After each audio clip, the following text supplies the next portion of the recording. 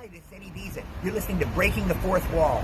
I was Mandark in Dexter's Laboratory. Ha ha ha ha ha ha ha ha ha.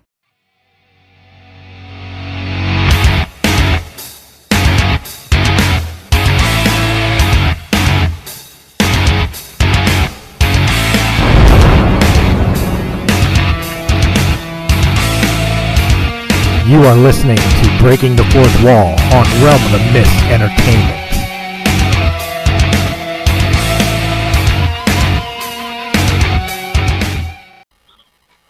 Hey, what's up, guys? Christopher Stolle back for another Breaking the Fourth Wall, episode 110. And I'll tell you what, there's a little part of me that's kind of giddy because when I was a kid, I used to love watching the Karate Kid franchise. Not the next Karate Kid, not the reboot with Jackie Chan and Jaden Smith, the original Karate Kids, the original trilogy. And I get to pick on one of the bullies today. Ladies and gentlemen, the actor who has beaten up on Daniel-san, much like many people in that trilogy, has been part of the Outsiders, has been part of Gangsterland, and is now a part of Studio City. Ladies and gentlemen, Mr. Sean Kanan. Hey, buddy, how are you? Thanks for having me on. I appreciate it, man. Thank you so much for being here. Obviously, I mentioned the Karate Kid, and we'll get to the Karate Kid 3. You know, we'll dig a little bit in there. But without cheating and going into all filmography and looking at dates, what was your first role? Oh, boy, my first role, I did this horrendous horror film. I mean, it was like, Stink on Ice. It was called Hide and Go Shriek. And, God, this must have been like 1989. And, classic thing, a bunch of dumb high school kids get locked into a furniture warehouse with a killer. I mean, every cliche-riddled thing that you could imagine. My manager begged me not to do it, but I just was like, I got to start. I got to start somewhere. And you know what? To this day, it's actually kind of a funny memory. So I look back on it like, you know what? It was one piece of the puzzle that brought me to where I am today. Maybe it's because of that I'm where I am today. I don't know. I have to think about that one. Well, obviously, I mean, horror movies, you either wind up in a franchise like, Friday the 13th or Nightmare on Elm Street, or a great one-off, or you wind up in, Killer Clowns from Outer Space, although a cult classic, not a great horror film. Yeah. Classic. Right. But I mean, looking at your IMDb, it's amazing to me how many films you were in that I absolutely loved, like growing up in my teenage years or whatever else. You have appearances in Hot Shots, Revenge of the Nerds. I mean, well, I got to tell you something. I don't know why Hot Shots is on my IMDb. I've asked them a dozen times to take it off. I was never in that movie, and I can't figure out why they have to listed it. It's really strange. But I was not in Hot Shots, actually. You weren't? Okay, because they have you listed as the barracks man in underwear. Yeah, they do. That was not me. I could actually tell you who that was. That was an actor named John J. York, who I did my very first television project. He was the star of it. It was a show called Werewolf. And then years later, I would go on to work with him on General Hospital. He played a character named Max Scorpio. So it's just weird how it's kind of 6 degrees or incestuous or whatever you want to say. But years later, I wound up meeting him. Okay. The guy who actually deserves the credit. Okay, because I do notice. Well, you're digging way back into all my old credits. Going back to the beginning. Well, I mean, we're gonna move forward, obviously, but we always got to start at the beginning. We're gonna work our way forward. Exactly, and I'm amazed. I'm sitting here like even on the TV credits, like you played Charlie in Who's the Boss. Yeah, that was a fun experience. That was a long time ago. Wow. So Milana was just like a little girl at the time. Yeah, it was fun working with Tony Danza. She was one of my childhood crushes. Her and Princess Leia. Yeah. That's when I discovered I like girls. That's right. But no, I mean, unfortunately, Princess Leia did too, I think. Yeah. But I mean, it's just amazing to see seen a lot of the stuff that you've been in, and of course you mentioned you mentioned General Hospital.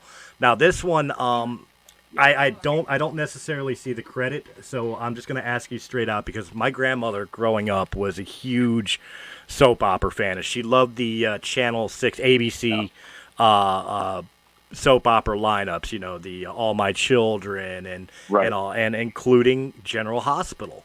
So I'm really curious what character you played. I wonder if like I've ever noticed it on days that I was home from school and was like sitting there watching them with her. Right. Yeah, I played AJ Quartermain. AJ Quartermain. I was the ne'er do well black sheep son of the Quartermain family, which was the main family in the show. I thought that sounded familiar. I started in about 1992, and then I went to about 1997, and then I came back 15 years later for the show's 50th anniversary for a year. Now, not to spoil too much from Studio City, but did General Hospital have a lot of influence in the show? Well, you know, Studio City, which is my short-form digital series on Amazon Prime, centers around my character, Sam Stevens, he's an Asian soap star on the #2 soap in the world. And, you know, it's a soap opera within the show. And, yeah, I mean, you know, I drew on a lot of the experiences that I had. You know, I've worked in daytime off and on since 1992. I was on The Bold and Beautiful and Young and the Restless as Deacon Sharp. I was on Sunset Deep. So, I mean, daytime has been a really large and important part of my career. And, you know, I drew a lot from those experiences to create Studio City. With Studio City, I mean, I might as well dig into it before we go back to your career here. That's throw you off track. I'm sorry. What's that? I said if I throw you off track, I didn't mean to. I'm sorry. No, like I said before the show, I always let the conversation lead the questions. And actually, I was really taken by the character of Sam. A lot of the issues that he's dealing with. Thank you. A lot of the issues that he's dealing with within the show, outside of being the aging actor, you know, outside of the doctor role that he plays in the thing. But like, you know, again, I don't want to spoil, but he has some life-changing things happen in the first 6 episodes. Yep. For sure. How much of not only the behind the scenes that deals with the soap opera that Sam's a part of, but also how much of the show is inspired by real events, not necessarily your events, but maybe things you've seen in the daytime drama industry. You know, one of the things I wanted to do, you know, a lot of times when you see soap operas portrayed in the media, they're always portrayed in a way that they're almost like the butt of a joke. And, you know, some of the best actors I've ever worked with come from daytime. And so I wanted to show soap operas in a positive light, not make fun of them. And so one of the things we do is we, you know, in the parts of the show when we're doing the soap opera, you know, yeah, the dialogue, you know, it's to the left of center to make it a little funnier, but the acting is pretty straight on. And as far as, you know, stuff like, you know, the younger, more handsome leading guy coming on the show who's always got his shirt off, or, you know, the awkwardness that occurs when you're going through a contract renegotiation and all of that sort of stuff. I mean, a lot of that is you know, straight out of stuff that I've dealt with. You know, the thing I wanted to convey on this show is that here's this guy, Sam, who's got what for many people is going to seem like a really interesting, cool, great job, that he's a star on TV, but he really endures a lot of the stuff that everybody goes through in their life. You know, moments of feeling when he's not respected, moments of feeling, you know, unappreciated, you know, finding out deep, dark secrets about his family that he never could have fathomed. And without ruining the surprise of the pilot, you know, this is a guy that has always wanted to do more in his career. He always thought he'd be an acting star or something like that. And more comes in the form of another character that he never knew existed. And it throws his life into turmoil. And then the other thing I was going to say was, one of the things that I really do like about soap operas is that because you're dealing with one show a day, and you have to put so much product out there as opposed to a show that does 13 episodes or one a week like that, you're able to take issues that are happening in real time right from the headline. And so we deal with on Studio City with, the Me Too and ageism, and we, can't somebody dying of cancer, and we have an LGBTQ trans story. I mean, there's a lot of stuff that is really socially relevant and now that we cram into this. Right, and I did. I like I said, I binged all 6 episodes prior to the interview, so that way I made sure I was current. But the episode that you're talking about that especially deals with like the Me Too and trans movement, which later has a surprising happening, I believe, in episode 5. Right. Is the actor? I'm just curious. Is the actor a trans person? Yeah, Scott Turner Schofield is a brilliant actor. I met Scott on The Bold and Beautiful. We had a trans storyline on The Bold and Beautiful, and Scott actually was the first trans actor to appear on daytime, so he made history. And he's such an interesting guy. He's one of the bravest people I know, and I just felt like I wanted to work with him, and I wanted to kind of work a version of what his story was into it, and he has just been killing it. I mean, he's pre-nominated for an Emmy, for an Independent Series Award. He just did tremendous work, and I knew that with Scott being involved, you have to have somebody that's a trans actor involved in that storyline, because how else can really anyone else bring the most authentic truth to it? And I wanted to make sure that we were doing the story justice and giving it the respect that it deserves. Okay, because I don't want to sound ignorant here, but like when I first saw the character in the show, I was thinking, okay, it kind of looks like a young Alan Tudyk.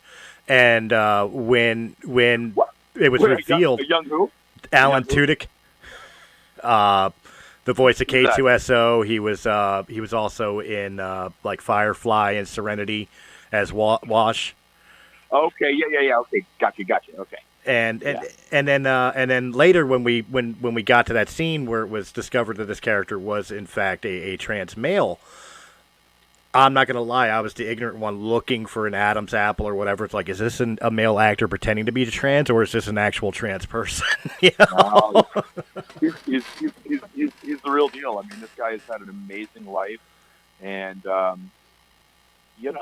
think when he gives that monologue, which is in, I think, episode 3, if I'm not mistaken, or 4, he's speaking from the heart and speaking from what, his truth and his life experience is. And I think that it's amazing. People are really, it's resonating with him. And I think for many people, that is such a foreign concept. It's becoming less foreign now, I think, as time goes by. Right. But I think that whenever something, even something that's very foreign, is portrayed to you with emotional truth, I think people react to it. It resonates with them. What I liked about it, was that it was direct, but it was subtle, if that makes sense. The whole entire theme of that particular episode, it wasn't like bashing somebody over the face, like we're here, forgive the premise here, but we're here, we're queer, get used to it. Instead, it was like, this is the struggles and traumas. And it made it more humanizing, I think, for people that may not necessarily, look at the struggles of the trans community in the same light. Yeah. May give them pause. I thought the subtlety of it and the tastefulness of it was was really nice. Thank you. I really appreciate that. Well, the big thing is like as far as Studio City is concerned, if I'm understanding this correctly, this is your creation. You and I'm gonna dare guess your wife. Well, yeah, my wife is one of the writers and one of the producers. This is something I've been working on for a really, really long time in different incarnations. Originally, this was supposed to be a 30-minute comedy, I later paired up with a guy named Jason Antignoli, and he and I hammered out, a lot of what you see now. And we also brought in our director, another producing partner, Tim Woodward Jr. And, Tim had a big hand in sculpting what you see now, and us ultimately deciding that going to a short form digital format with the budget that we had was going to allow us to tell, as much of the story as we were able to. Like I said, it was originally a half-an-hour comedy, and I think now you call it a dramedy. I mean, there's stuff in it that's funny, but there are definitely some real strong emotional moments too. Oh, absolutely. In fact, I'm actually shocked to hear the term comedy, because I think the only time that I had the impression of comedy myself watching it, and obviously art is subjective, is maybe the first episode on the cut scene of the first introduction to filming the soap opera. And your reaction at the table, like, great scene. Who the hell was that guy? You know what I mean? Like, I chuckled at that, Yeah. And then all of a sudden I was sucked into the actual drama of Sam's life, which, it was just dramatic, right? Yeah, it's very dramatic. And like I said, I mean, I related to him on many levels with some of the situations that he went in. I don't want to give too much away, but to give an example here, I'll use something that's a little less as impactful in my life that Sam is going through. Is I used to be a professional wrestler, an independent circuit professional wrestler, and I remember That's awesome. And I remember those struggles of trying, once you get on top, or get a major storyline, or get above mid card within a federation, the struggle to stay relevant, the struggle to not have the next generation come and push you off your spot. Like, I completely understood where Sam was coming from in that. Yeah. Yeah, absolutely. You know what's funny is, Chris, you talk about wrestling, and there's a real, I don't know, there's a common denominator between professional wrestling and being on a soap opera that is, you get really, really well known and famous within a very certain audience. I mean, it's kind of, like the soap opera community is very microcosmic. One of the reasons that actors are able to go from one soap to another, because they've established kind of an audience that likes watching them. Right. And then the shows, if you go to another show, they're like, oh, this guy's going to bring his audience in. But almost within a week of being on a show, you get really well known, because these are people that have followed the show for years and years and years and know more about it than you. And so you literally go to the market a week after you've been airing, and half a dozen people know who you are. And imagine it's very similar with being a wrestler. You do one or two big wrestling gigs that are televised, and everybody in the wrestling community is probably talking about you. Oh, you're not wrong. Again, I had interviewed an actor who started his career as an actor, but he also got involved in the wrestling circuit. And when I interviewed him, and I had mentioned that I was an independent professional wrestler, he asked what my gimmick name was, and I told him, and to my surprise, I never met the man. To my surprise, he knew exactly who I was. He knew what federations I worked for and how many belts I held. I was like, how the hell do you know me? That's about this. Wrestling, soap operas, they are loyal, amazing fans. They really are. They really are. They just love it. And they're so supportive. And, I think, this is still something I encounter. And a lot of actors I know that have worked extensively in daytime and are really good, strong actors, it's really tough trying to break out and do other stuff, because you become really famous and known as one character. And, I get that you don't watch soap operas, but, I'm still to this day, very known for playing A.J. Quartermain and Deacon Sharp. And that's a really positive thing, especially in the case of Deacon Sharp, because Bold and the Beautiful is the most syndicated show in television history. It's in 110 countries. Right. We are airing in everywhere from Poland to Israel. And that's great. But sometimes, when I've tried to get film roles, I've run into, what? We want somebody that's not going to be so readily recognizable as that character. So that was going to be my next question. That was going to be my next question. With getting the notoriety, with the daytime soaps and all, did you run into any issues in your career with the typecasting? Like either you're not right for the role because you're Buchanan, or the fact that it's like, oh, the only role I can offer you is a clone of Buchanan. Did you just say Buchanan? I think I did. It's a Quartermain. Quartermain, excuse me. I totally get what you're saying. Yeah, I have and still do. And my remedy to that has always been, you know what, if nobody's going to hire me for a while, listen, any career is a marathon. It's not a 50-yard dash. With the exception of really what amounts to being a handful of actors who you see kind of, flame up to the top. Most people are working actors. Some get, if you're lucky, you get a role in your career, maybe 2. I've been fortunate to have like 3 or 4 where you actually get some really good notoriety from it. But it's a marathon. It's not a race. And I've always tried to do other things in times when maybe things are slow. I've written 2 books. Right. I've done 15 movies. I've written a film. I've produced 5 films. I had finished a movie with Steven Seagal and DMX called Beyond the Law, which actually the producer of Studio City directed. He also directed Gangsterland. Okay. And I was like, look, I need to get something going on here, and I brought the project to him, and in short order, we were on set filming. And I've always tried to be my own biggest advocate, my own biggest PR agent. When I've had nothing going on, I'll go do a play. I'll do anything I can to get people to see me as something else. And right. I think that has made a huge difference in my career. Do I still struggle with, hey, he's a guy from soap operas? Absolutely. And is it frustrating? You bet. And I will continue to keep throwing punches to break out of that box.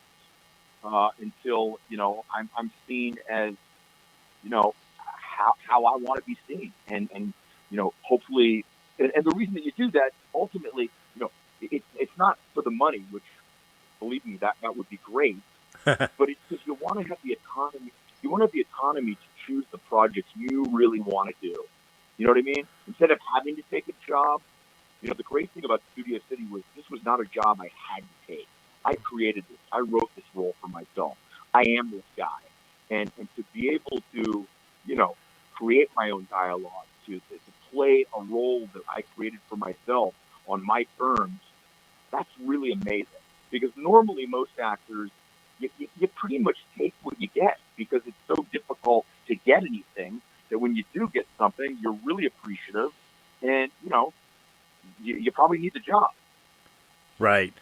Well, see that's actually funny because tying back to the pro wrestling thing too. When I was watching Studio City and I was watching some of your facial expressions and the way you were delivering dialogue, I very much got a Chris Jericho vibe. Like I could see you doing a documentary for Chris Jericho playing the role of Chris. Because you have that stare and the way you were delivering lines, it was very much like a promo from Chris Jericho, sometimes, not in the sense of like being over the top. You know him? Do you know him, by the way? I've gotten drunk with him once, but I wouldn't necessarily say I know him. Yeah. I was going to say, this is so random, but I was looking through a magazine. I don't know what I was looking through, and I saw a picture of Chris Jericho. It must have been like a week and a half ago, and I was like, he and I kind of have some facial, physical similarities. And I thought, wow, that'd be kind of interesting to play Chris Jericho in something. I was like, Bob, put me in touch with him. Maybe we'll come up with something. I don't, but I know people who do. I'd love to at least talk to the guy. I don't know him like that, but I do know people who do. So maybe, who knows? Maybe I could be the middleman. You never know. You never know who you bump. I'm like that. You bump into what happens. I'm like that second guy in a Law and Order episode. I'm not the guy, but I'm the guy that leaches the guy that leaches the guy that leaches the killer. Yeah. Absolutely. I got it. That is awesome. Well, all right. Story of my career. Well, speaking of your career, I'm not going to go through the filmography. You've got a whole bunch of it. People can IMDb you. They can find out all the things that you've been in. But I will help pinpoint a little bit. What was one of your more favorite roles besides obviously Studio City, which you wrote for yourself? Like what sure, role would you say? Sharp. What's that? I would say for sure, playing Deacon Sharp has been one of my favorite roles. It's a role that was, I originated the role. No one else has ever played it. It's completely got my stamp on it. It's a role that has taken me all over the world and introduced me to lots of people through The Bold and Beautiful. And that's really had a very profound effect on my life in a positive way. What else? Obviously, Karate Kid. Karate Kid 3.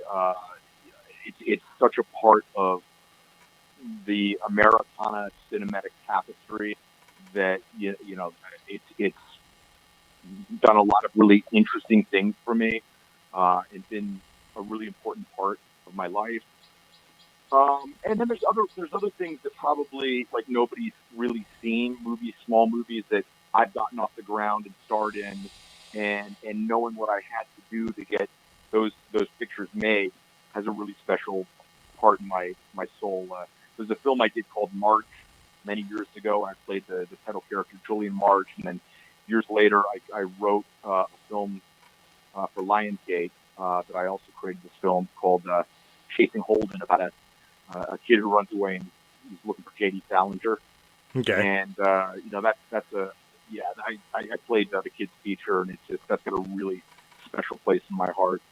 So. Well, I definitely want to get onto the Karate Kid. I have a couple questions on the Karate Kid, but before I do, Sure. What is your more favorite genre movie to star in?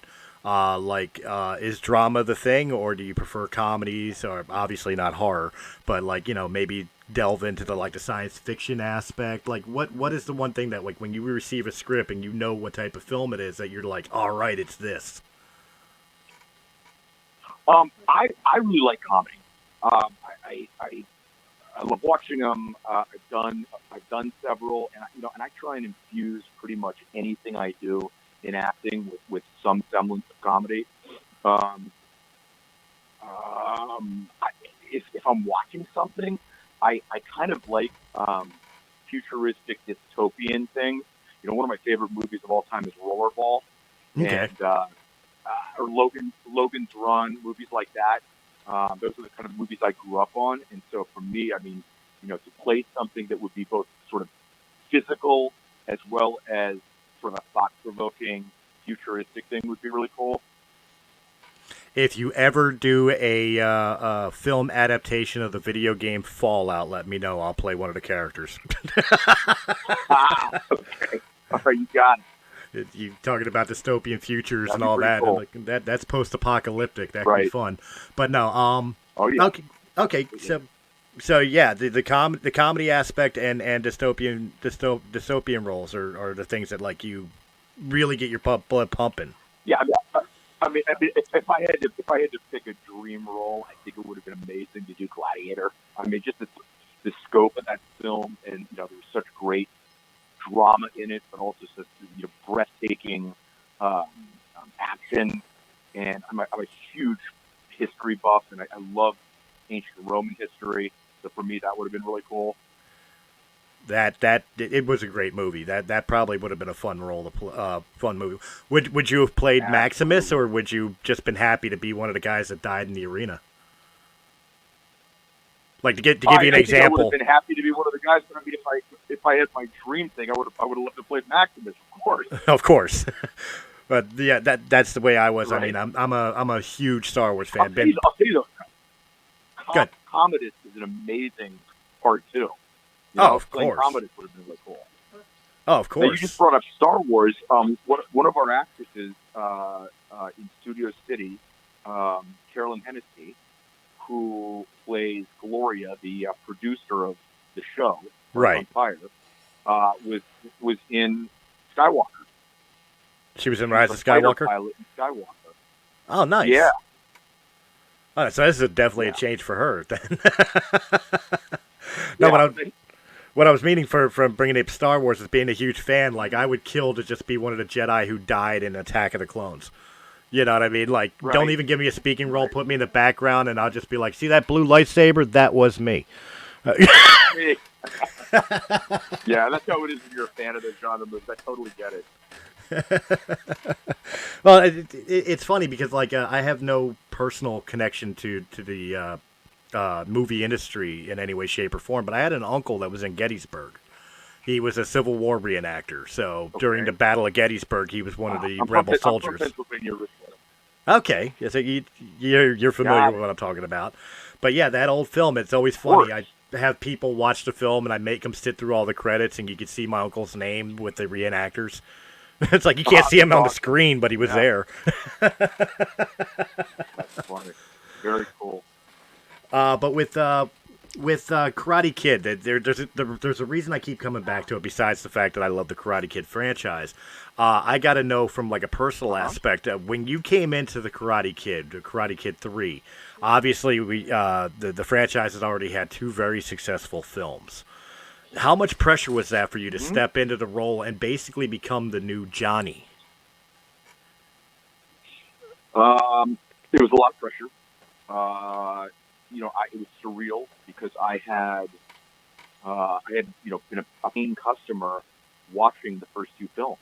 Here a year after Karate Kid 2 came out, I'm on the set filming Karate Kid 3. I mean, it was far and away, the biggest thing that I'd ever done. I mean, it was the difference between being a guest star on, a small television show to being thrust into the lead in, a studio level multi-million-dollar film.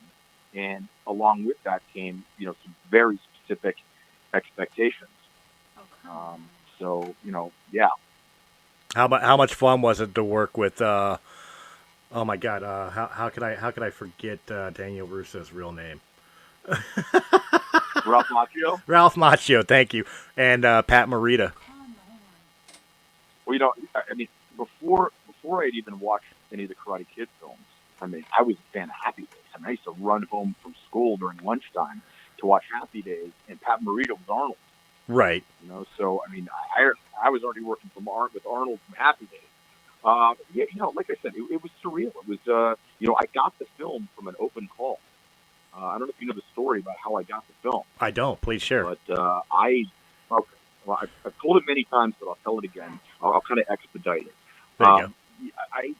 I was in Los Angeles. I'd already started pursuing acting, but I'm from Pennsylvania, and I would go back to my karate school in Pennsylvania, and we had joined another larger karate organization, and the head of that organization was Master Fumio Demura, and Sensei Demura was Pat Morita's stunt double. He played Pat Morita's, did all of his stunts. Okay. And he knew I wanted to be an actor, and he told me at one point, look, they're going to do this open call for the new bad guy for Karate Kid 3. And everybody in Hollywood who was a young guy was trying to get this part. And I showed up at the casting director's office and said, look, I have my SAG card. I've done some work. Can I audition for you rather than stand in line with all these people? And she said, no. I went and I stood in line with almost 2,000 people. Wow. And John Avildsen picked me. John Avildsen won the Academy Award for Rocky and did the other Karate Kid films. He picked me and about 9 other guys out. Long story short, I screen tested for the film, and they went ahead and they hired somebody else. Oh. And I guess the guy didn't work out. I know the guy didn't work out. They called me back like 5 days later, and it was surreal. I mean, I hate to use that word, but I knew they were calling me back for something good. They don't call you back to tell you to get stumped. And I met Robert Mark Kanan, who, of course, wrote the Karate Kid films, as well as Taken and many other blockbusters. Right. He's also a martial artist. He had me do some martial arts. And they literally said, okay, you're starting right now. Set me right off the wardrobe. I mean, it was, normally you get a part, and it's like you start in a month, or sometimes you don't start for several months. I mean, it was like, you're hired. Go to work. And 2 weeks after starting the film, we broke for Christmas, and I was having some real extensive pain in my left thigh, and I attributed it to all the karate I was doing. So I started taking a bunch of aspirin. Well, what really had happened was I did a stunt, which had nothing to do with karate, but I managed to perforate my omentum, which is it's the sheath of tissue that wraps around your intestine.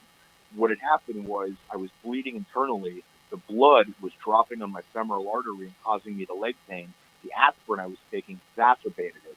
So by the time I got to Vegas, I'm in the Dunes Hotel, and I was with a friend, and I said, "Yeah, I'm going to pass out." I passed out. EMTs came. They said, "He's dying. We got to take him." This was Christmas Day, 1990. They said, "He's dying. We got to take him to the emergency." They took me to the emergency. They said they had to operate on me. I thought they meant Monday. They meant in 10 minutes. Oh, wow. And they said, "We don't know if we could save your life." And I mean, it was the scariest thing that's ever happened to me. My parents had to fly out from the East Coast at midnight. Didn't know if I was going to make it. Got a call from the studio, and it was how you doing, how you feeling? It was like, you got 10 days to be back at work, or we're recasting you. Oh, wow. Welcome to Hollywood, kid. And I had staples up and down my stomach. I got out of the bed the next day. Day after that, I walked around like the entire floor of the hospital. Day after that, I walked around 3 times, had them discharge me. And they said, "Okay, I'll tell you what, we'll keep you in the movie," because they had just enough of me that they had shot that, they were going to keep me. And Right. They said, "But we're going to have a stuntman do all of your martial arts." And, I've been training for a long time doing martial arts. And, frankly, I was better than the stuntman. I wanted to do my own stuff. Long story short, they put me together with a guy named Kyle Borland, who played for the Rams. And this is the Rams in 1989-90. Actually, he played before that. But, not the Rams now. And this guy worked with me every single day. And, first day I could do 10 sit-ups. And the next day I could do 50. And the day after that I was doing 100. And Right. I wound up doing every one of my own stunts in that movie, with the exception of the one where you see the bad guys in the convertible go across the train tracks when the train comes. Because I was like, there's no way, after surviving that surgery, that I'm getting taken out by a train. So that's the only stunt that I didn't do in the movie. Wow. That's a pretty tricky story, right? That's a pretty badass story. Like my respect level for your pain levels just like skyrocketed. Because was that worth doing the interview? Oh, absolutely. Because I'm just sitting there thinking to myself, like, how much pain did you have to be in just getting done surgery to force yourself to keep this role? Like forcing yourself. I'm even thinking of just the walking around the hospital as opposed to forcing yourself to do the stunts. It was like nothing I'd ever gone through. One of the most painful things, aside from the abdominal surgery, was you have to. Have you ever had surgery? You have to blow this thing that has these 5 balls, and you got to get them to reach the top so that your lungs clear. Mm-hmm. And it was, it was super painful doing that, and just everything was a grind, And but at a really young age, when you think you're invincible, and you learn that you're not, that in itself is a really good lesson, right? Right. But what's a better lesson is, it showed me a little of who I am, or at least who I was in that moment, that, there was no way that I was going to not finish this film. I was hell or high water. I was going to get back in this film. I had fought too hard to get it. And it taught me a lot at a very young age about, who I was as a young man. And I think it's ultimately helped shape who I am as a man. So it's fair to say that the experience of the Karate Kid shaped not only your career, but your life. Absolutely. Without a doubt. I do have to ask, though, how nothing is ever without a payment. The old saying is no job is complete until the paperwork is done. So with forcing yourself, pushing yourself to that way you keep the role of the Karate Kid, how many times were you going home and like, I hate to kill the masculinity of how badass you are right now, but how many times did you go home, collapse, and cry because you're just in utter pain? Forcing yourself through. It was very difficult, and it was made more difficult because, and I can say this now because, John Avildsen's passed away, and this is many, many years, and I think they weren't really interested in how I felt and how I was coming along. There Right. was money on the line. It was a big budget film, and it was do the job. And so, I've always been one of those people that kind of responds better to positive, reinforcement, but that's not really what I was getting. But whatever it was, and whatever it was, I think it pissed me off. And I was like, fuck you. I came back from this, and, I had a lawsuit against them, and I got about $1,500 for my trouble, for Right. almost dying, for them putting me in a situation that I probably shouldn't have been in. And, I was like, I'm going to finish this damn movie, and I'm going to be good in it. And, that was what motivated me and what drove me, and I'm glad it did. I'm kind of seeing some of Sam's feistiness now from Studio City. I get that part now. Well, so I guess you get it. You draw on everything. I've drawn on everything that I've done in my career for Studio City. And there's a lot of stuff that didn't come from daytime. It came from other stuff, from being an actor for 30 years, for enduring the slings and arrows, but also reaping the victories and the rewards. All right. Well, the one final question I'm going to ask about the Karate Kid. It's not so much about Karate Kid 3, Sure. but for the character from Karate Kid 3. Of course, I'm sure you're familiar with the fact that they've continued the franchise on YouTube. I have not watched it because I haven't paid for YouTube Premium. However, there is Cobra Kai. Yeah. Is there any possibility or even desire to return to the role? Maybe have him come back? First of all, these guys have done, Josh Eld, Hayden Schlossberg, these guys have done an amazing job with the show, as have Ralph and Billy Zabka. They turned this thing in its head, and the whole concept is that, really Daniel's son was the bully, and Johnny was the one that was bullied. Daniel came in, he started going after Johnny's girl. Daniel hit Johnny first. So it's this really interesting take on the history of the film. Right. I would very much love to be a part of this. Whether or not that happens, I don't know. The fans surely seem to want to have it happen. It's one of those wait and see things. It's completely in the hands of the producers. I would love to dust off the Cobra Kai gi. I think it'd be really interesting. It'd be really interesting to see how did this guy Mike Barnes wind up. I mean, did he wind up going to jail? Did he wind up becoming like a worse version of himself, or did he maybe go to the military and clean his act up? And is he actually like a good guy now? Right. Did he go to a commune and he's kind of like wearing Birkenstocks and beads? And it'd be interesting to see what happens there. And I think any of that stuff would be really fun to play. Any of those choices. Be funny if he became a complete on Buddhist monk pacifist. Totally. Yeah. I think it'd be really funny. That would be really funny. Like, oh, we're going to come after you with all of Cobra Kai, including this guy. And you just walk in robes and barefoot and shaved head. Yeah. Right? I love it. So, the fans of Cobra Kai have been really verbal about the fact that they want to see Mike Barnes come back. And, producers know how to find me. And, if they reach out, if my schedule permits, I would love to do it. Hey, you know what? Power of the people, power of the voice, guys. If you listening, the people, right? listening to the show right now, you want to see Mike Barnes return and make a return in Cobra Kai, man. Reach out, make them people here. That's right. Go stalk the producers. Go stalk the producers. They would love that. All right. Well, I've only got 2 questions left for you here. They're kind of standard, so I apologize because as you know, I try to keep it from being status quo. But The first question is, what's next for you? Obviously, Studio City Season 2 in development, ready in the can and ready to release? Yeah. No, Studio, it's in development. I mean, we're in the process of discussing what it's going to look like if we're moving to a bigger format.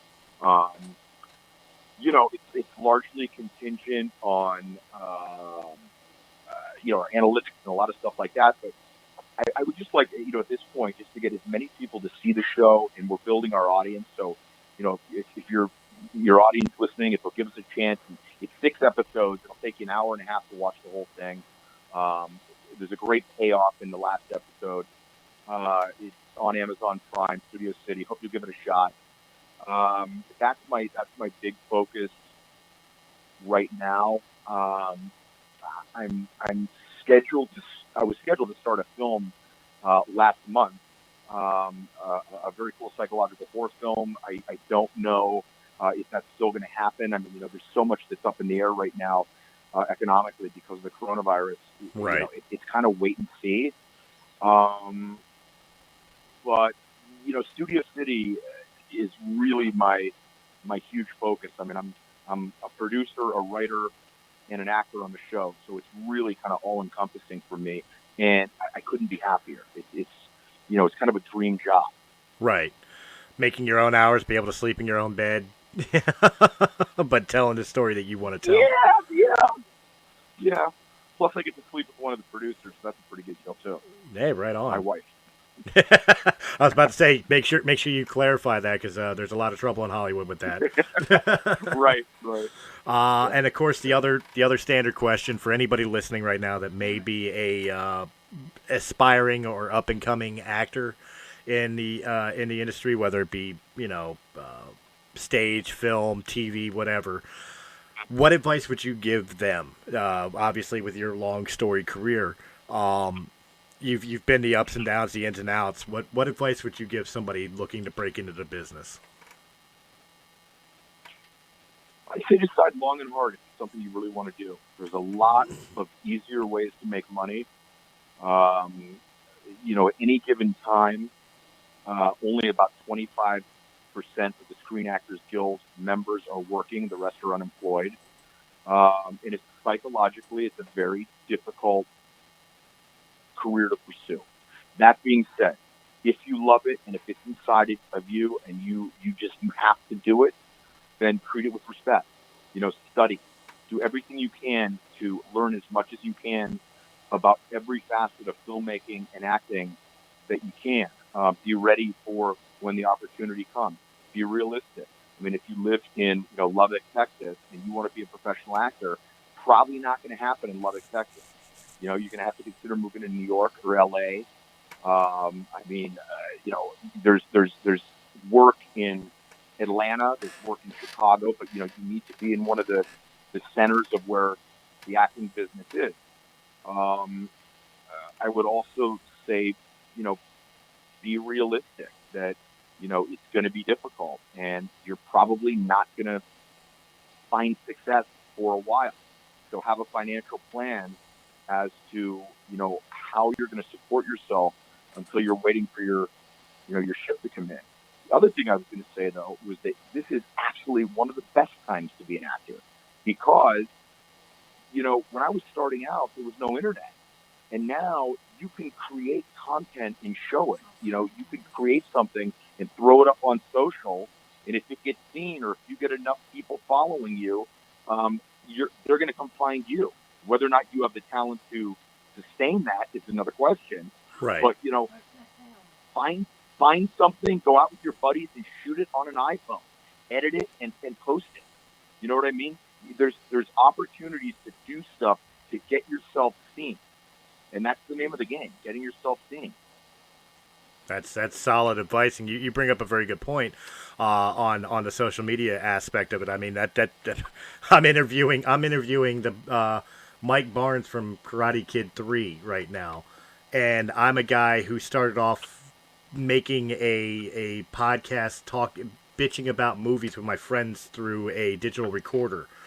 And it was really social media that allowed me to become a podcaster. And my mother always telling me I had a face for radio. But I mean, I had no formal training in this. This is something that just kind of gradually became, thanks to social media. So you're absolutely right. This day and age, musically, I mean, look at people like I hate the guy, but look at people like Justin Bieber. Not once had he ever gone out musically and been a stage performer, working the gigs, or anything else. He made YouTube videos and got discovered. It could happen. Yeah, but you got to respect it. I mean, I have tons of respect for people that make their own break. The key is being prepared when they come along. And every actor has stories. I mean, I have painful stories of maybe getting the right audition at the wrong time. I remember, very early on in my career, I auditioned for Ron Howard, and I just simply was not trained enough as an actor to be ready to give the level of performance that he was looking for, and I've never gotten to audition for him again. And it's really, and it's tough because now as a 53-year-old guy that's very confident in who I am and what I can do and what I bring to the table, I'd love that shot again, but you got to be prepared for when it comes. Wait. Hold on. Back up a second. You're 53? Yeah. And you play a 45-year-old on Studio City. I do. You look great for your age, because I really thought you were 45. Wow, thanks, brother. Oh man, I appreciate that. When you said 45, I was like, that wow, because I'm 43. So I'm like, yeah, he looks around my age. That's right. You're 53. That just blew my mind. Yeah, I'll be 54 in November. I mean, I'd like to tell you from clean living and going to church and working with poor kids. But I've had some hard living in my day. But you know what? I've mended my evil ways, and I have to thank my mom and dad. I guess I got some good genes. Well, there you go. Yeah, absolutely. Well, I guess we have concentrated on your career a little bit here, a lot actually. What do you do on your downtime? Like, especially now you mentioned about the coronavirus having a lot of things up in the air right now. What does somebody like Sean Kanan do when he's not on film, when he's not on screen, or auditioning or writing?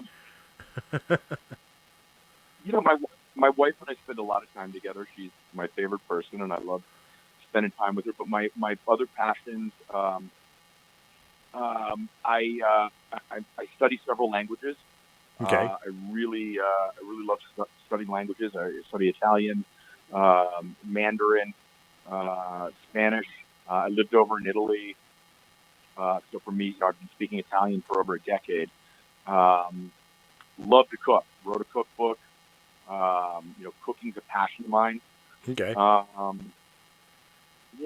What else? I love to travel. Traveling is like one of my biggest passions. And I give time to various charities. I'm involved with the Cancer Society, various animal charities. I do some mentoring. Okay. I'm very involved with an anti-bullying charity called Buddha Bullying. I go and I speak with kids at the high school level and facilitate a dialogue about bullying. And, having played kind of an iconic bully, I always start my presentation showing, the classic video of Mike Barnes berating Daniel at the tournament. Right. And I said, would you believe that guy that looked so scary was actually bullied when he was a kid? And right away, it sort of opens them up. And it kind of gives me a little street cred with them, both as a guy that, and being an actor from a film they probably know, but also like, wait a minute, that guy was bullied. And then I started dialogue with them. And that's been something that's been really important to me. You know what? I was going to keep quiet on it, but since you brought it up, yeah, I was catching the irony that almost came out of my mouth as like, wait, the bully is an anti-bully, but that is awesome. Right. That is really awesome. So it's cool that you occupy your time with that, and like you said, you do the cooking and the traveling. I could almost see you doing one of those celebrity cook-off shows on like the Food Network now. Taking on the Iron Chefs. I would love to do that. Oh my God! That's like a guilty pleasure of mine watching those shows. I love those. But see, So, I'm anyone calls me for that, I'm there.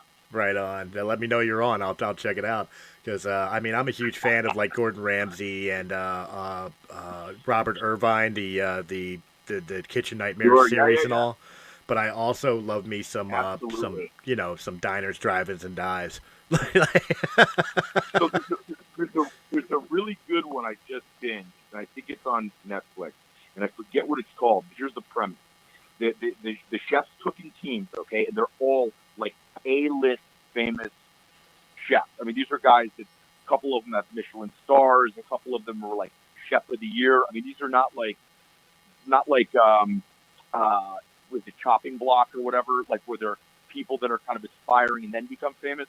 Okay, so anyway, the premise is they go around the world. So one is you're going to be cooking in the cuisine from Brazil, and so they've got to make this dish from Brazil. Then they go to Japan, and they're judged by famous chefs from each of those locales, and it's really, really cool. Oh, it's that's a really pretty cool interesting. twist on, kind of, yeah, it's cool. You'd like it. And that's on Netflix. I think it's on Netflix. Sorry, I can't remember what it's called, but Oh, that's all right. Do me a favor, eat before you watch it though. Do yourself a favor. You know what I mean? Don't watch this at like 11 o'clock at night and then go, yeah, I'm gonna go in the kitchen and make something because it could be catastrophic. it will make you hungry. I'll tell you what though, one of my all-time favorite cooking shows that it's no longer on the air, and it's a damn shame because it was a competition show. Was Cutthroat Kitchen. I loved that show. Yeah, I don't know if you remember that. Too. I don't know if you remember that, where the chefs would be making cuisines out of whatever they had or whatever, and then right. through the time that they're preparing the meal or whatever, they would get penalties or challenges thrown at them, like ingredients changed on them last minute, or they had to do some sort of penalty. It was hilarious. Now you got to make filet mignon with peanut butter, Right. That was probably one of my all-time favorites. I love those shows. All right, but yeah. So the last thing I've got to ask here, because we are coming up on the hour mark here. The last thing I got to ask you is for anybody that wants to get in contact with you or, of course, see your show besides Amazon Prime. Any places you want to give a shout out to for people to be able to contact you or see what you've done? Sure, absolutely. You can follow me on Twitter or Instagram. It's at Sean Kanan, SeanKanan. I really try and do my best to be responsive and connect with people who reach out to me. If you want to check out Studio City, it's on Amazon Prime, and then we also have a website for the show, which is studiocity.show. That's what I was waiting for, because I knew the show itself had a website. So if anybody wants to be able to get to Amazon Prime and don't want to dig through Amazon Prime to find it, just go to the website. That's what I did. Well, you can. Yeah, can you go to Amazon Prime through the website? Yes. I went to the website. I clicked the thing to watch the show, and it brought me to Amazon Prime. But it automatically had it after I did the sign up for Amazon Prime and all that. It automatically had it up as ready to go. So that's why I was saying go to the website. It's the fastest way. That's a good way to do it. Look, I just would really appreciate if people would give the show a shot. We're finding our audience. Like I said, we've been nominated for, I think, 19 awards right now. It is a short form. They're quick episodes, easily digestible. Please watch all 6 of them. And if you hate it, let me know. If you like it, let me know. If you got some ideas, let me know. I really want to deliver stories to the fans of the show that they want to see, in addition to the stories that I want to tell. And just to let you know, I just followed you on Twitter at Realm Mist. Excellent. So that way, when this episode releases, both audio and the YouTube version, I can tag you in it, so that way you know it's there. Excellent. Yeah, please. What is it? It's Well Missed? It's at Realm Mist. One word. Realm Mist. Okay, at Realm Mist. I'm gonna follow you back, and as soon as this is done, please let me know, and I will. I'll get this out there, man. And it was really great talking to you. Thanks so much for taking the time, and thanks to all of your listeners. I really appreciate it. Guys, go check out the show if you're into drama, if you're into daytime soap operas, if you're into a little bit of comedy, if you're just into something like the man said, it's an hour and a half of your time to binge it out, and it's worth the time. Thanks, brother. I appreciate it. You stay safe and stay healthy, okay? You as well, sir. Thank you very much. And guys, Take care, buddy. Bye-bye. Bye-bye. And guys, thank you very much for joining us on Realm of the Mist Entertainment's Breaking the Fourth Wall. If you enjoyed this episode in any capacity, hit that thumbs up button, like, share, comment, subscribe. Check out all the other great Let's Plays, all the other great podcasts, and of course our sister channel, Sounds Dicey Gaming, for all your video game and tabletop Let's Play needs. And if you prefer your podcasts in audio-only format, we got you covered. Just look up Realm of the Mist Entertainment on Anchor.fm, Apple, iTunes, Spotify, Pandora, or wherever quality podcasts can be heard. Guys, that was an absolute blast. I can't believe I got to sit here and interview Mike Barnes. Go check out Studio City on Amazon Prime, and I will catch you on the next Breaking.